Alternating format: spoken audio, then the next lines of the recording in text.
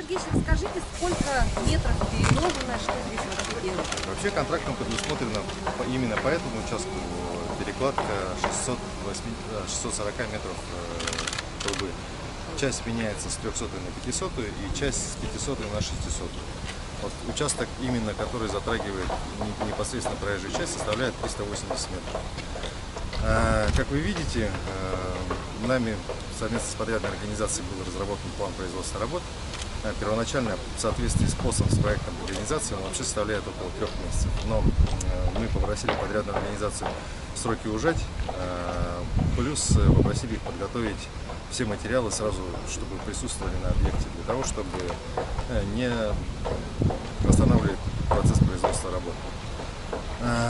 Данный участок вообще был введен в эксплуатацию в начале 70-х годов. То есть трубы здесь находятся в очень неудовлетворительном состоянии, поэтому крайне необходимо было выполнить этот участок именно в этом году, в целях того, чтобы, как ранее говорил Александр Николаевич Тюханов, это председатель комитета городского хозяйства, в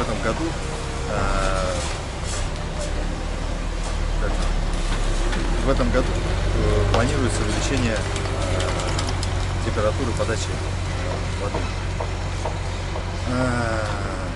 С какими сложностями вы столкнулись при производстве работы? Да, мы рассматривали несколько вариантов. Хотели предусмотреть один из вариантов было производство работы в половине проезжей части. Но, как вы видите, участок очень стесненный и технологически сложный. Плюс здесь еще находится очень много сетей проложено, как ТГКшных, так и водоканала, МРСК Сибири, Ростелекома, поэтому производство в одну полосу здесь просто невозможно. Подрядчики, да, конечно, сталкиваются с производственными сложностями. Это демонтаж старых лотков, монтаж новых лотков и устройство самих трубопроводов. Все. Анатолий Сергеевич, вопрос такой. Сейчас из-за страшных пробок горожане жалуются, что на очень долгий срок будет закрыто трубочином, то есть 2 месяца по таким пробкам до работы добираться и так далее. Люди просят как можно раньше начинать работать, там, например, не с 8, а там, с 7 утра и так далее. И сейчас есть какие-то способы еще как-то ускорить этот процесс завершения работы, и что сейчас для этого делается? Мы с подрядной организацией, конечно, рассматриваем этот вопрос. Здесь вся сложность состоит в том, что здесь 4 тепловые камеры. Они расположены друг за дружкой.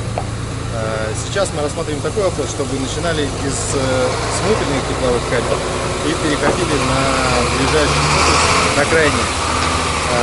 Тепловые камеры, у них плиты перекрытия монолитные, поэтому все равно потребуется, в соответствии с ГОСТами, необходимо, чтобы бетон набрал свою прочность. И насколько это возможно, производство работ по тепловым камерам, конечно, мы с подрядной организацией хотим организовать таким образом, чтобы работы проводились как можно скорее. То есть увеличили количество смен, увеличили количество людей, увеличили скорость доставки материалов на